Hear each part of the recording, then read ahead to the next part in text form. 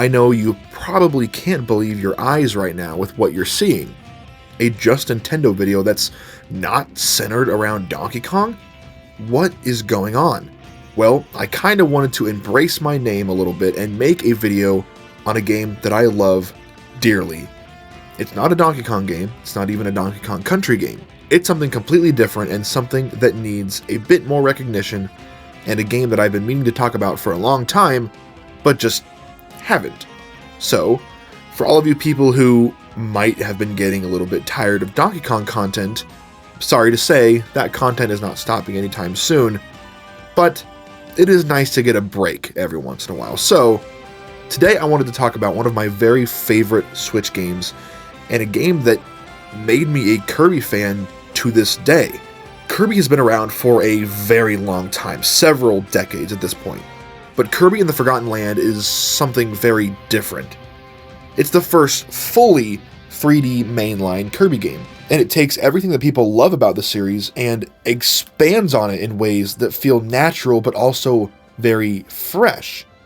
The game itself is a reinvention that shows how much potential and how much this series still has going for it.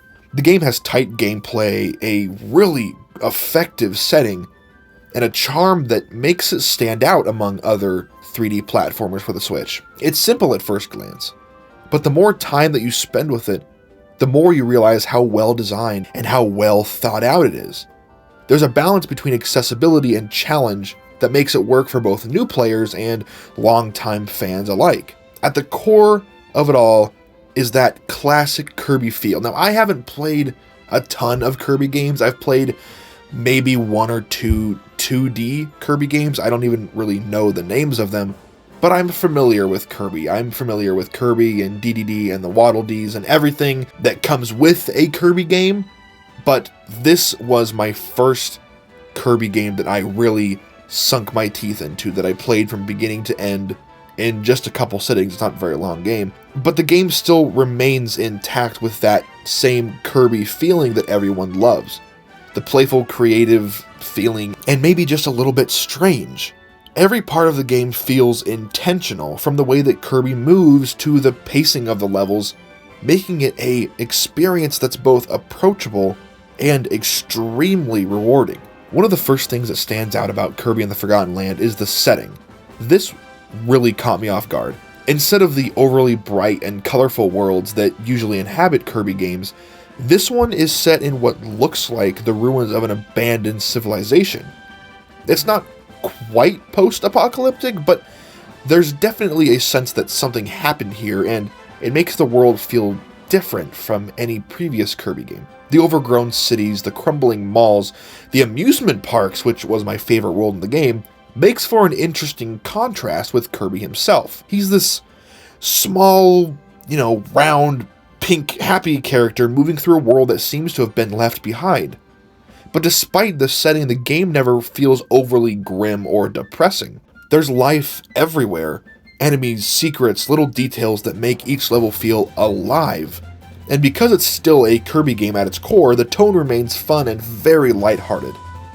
The vibrancy of Kirby's presence in a seemingly abandoned world creates a very visually and just overall striking contrast that only adds to the intrigue of this game. This setting also gives the game a sense of mystery.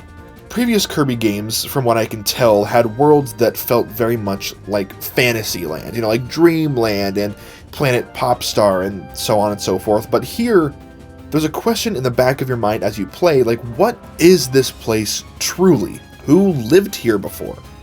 What happened?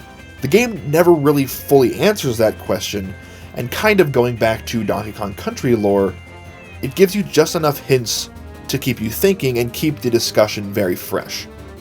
It leaves space for the player to fill in the blanks, making the world feel a lot bigger and a lot more expansive than what's just shown on the screen. There's an eerie beauty in the way that nature has reclaimed the abandoned structures. Like in the very first world with the skyscrapers and the big buildings that have been abandoned, there's moss and there's grass and there's overgrowth taking back the buildings, and it's really beautiful. And it sort of hints at a civilization that once thrived, but is now just a distant memory. Kirby games have always had a core gameplay loop that works. Inhale enemies, gain their abilities, and use them to traverse levels. And that is still absolutely true, and is the core in Forgotten Land. But the shift to true, full 3D makes it feel new. Instead of side-scrolling levels, the game now lets you explore in a more open way. It's not quite open world, obviously, but the levels have a lot more depth and space to move around in. The movement still feels smooth, and the transition to 3D combat works surprisingly well. Kirby's copy abilities are tweaked to fit the new perspective, and the new abilities like Ranger and Drill add a ton of variety and replay value. The combat is simple but extremely satisfying, and each ability has its own upgrades and evolutions that make them feel new and make them feel even better to use. This loop was one of my favorite parts of this game. Being able to upgrade the abilities was something that I wasn't expecting as a pretty casual Kirby fan, but it was so fun. The ability upgrade system itself, it adds an extra layer of depth, and again, something that I wasn't expecting, and it makes each ability feel like it has a real sense of progression, and kind of gives the entire game a real sense of progression. This upgrade system is very especially engaging, as it encourages players like myself to experiment with different abilities and discover the most effective ways to take on enemies and obstacles. And then there's mouthful mode. I was not expecting this at all, again, as a very casual Kirby fan, but it was so fun. Instead of just copying the enemies, Kirby can now stretch himself over objects, cars, vending machines, roller coasters, and even traffic cones. It's a super odd mechanic, but it's so fun and it works perfectly. Each mouthful mode transformation changes how you approach a level, and they're used just enough to stay fun without feeling overused. It's also a perfect example of how Forgotten Land embraces its native creativity. The developers clearly had a ton of fun coming up with these transformations, and that fun translates to the player. This adds a level of unpredictability to the gameplay, making each new stage a truly delightful surprise. The level design is super smart as well, and there's a mix of platforming and puzzles and just overall combat that keeps things very interesting. Some levels focus a lot more on exploration and having you figure out things on your own, while others feel more like obstacle courses. The hidden Waddle Dees scattered throughout the game give you a reason to look around, kind of go back and experiment with different abilities. And the boss fights, especially the later ones, are some of my favorite boss fights in a 3D platformer. Each boss has its own attack patterns and mechanics that you have to master and that you have to memorize that push you to master Kirby's abilities. The difficulty scaling ensures that players of all skill levels can enjoy the experience, whether they want a casual playthrough or a more intense and kind of earth-shattering challenge. One of the best things about Kirby and the Forgotten Land is how much personality it has. Everything from the character animations to the music, my gosh, the OST in this game is incredible. It's designed to make you smile. Kirby's little dance at the end of every level, the way that the Waddle Dees wave at you when you save them, the tiny details in the background, it all adds up over time. The expressive animations bring so much life to these characters, making every moment feel charming and just chock full of heart. I actually saw a lot of people comparing Princess Peach Showtime to this game when Showtime came out. I know that this is probably a much better game than Showtime. I only ever played the demo of Showtime, but from what I could tell, it had, it still had a lot of charm, it had a lot of personality, even though it was extremely easy from what I heard. But just everything that Showtime had with the settings and the story and the charm and the characters felt like it had a lot of inspiration from Kirby and the Forgotten Land. And again, I can't fully attest to that, I only played the demo, but I saw a lot of people on Twitter comparing the two games in a couple senses, and I can see that. Moving on to the game's town building aspect, it added so much to this game, and it wasn't, again, I really knew nothing going into this game. I didn't know what to expect at all, because again, I am as casual a Kirby fan as Kirby fans come. As you rescue Waddle Dees, they return to Waddle Dee Town, which slowly grows into a bustling hub the more you rescue. Shops open up, mini-games become available, and you get a sense of progress that makes the world feel more expansive, more alive, and just more real.